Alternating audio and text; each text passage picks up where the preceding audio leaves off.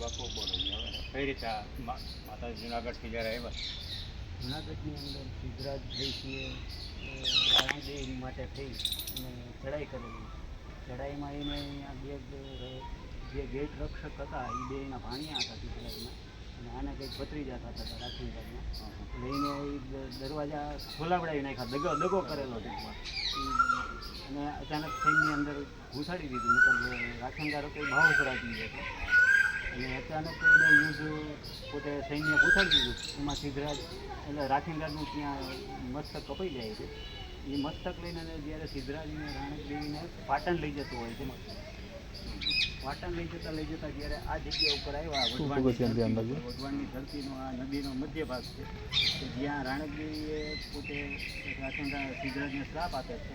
અને અહીંથી ટૂંકમાં સિદ્ધરાજ એને આગળ નથી લઈ જઈ શકતો, અને પછી એને સતી થવાનો નિર્ણય કરે છે રાણકદેવી.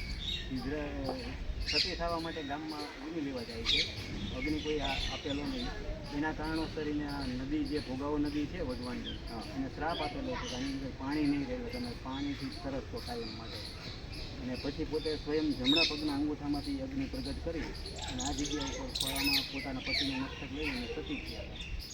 આજે પણ એનું 1100 વર્ષ થયા, પણ આ મંદિરનું કોઈ જાતનું પુરાતત્વમાં છે એનું એટલું બધું કોઈ રિનોવેશન ક્યારેય થયું નથી અત્યાર સુધી.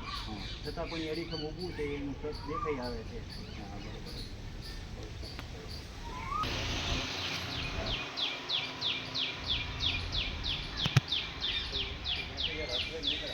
પહેલાં ઓલા ગિરનારના પથ્થર પડ્યા.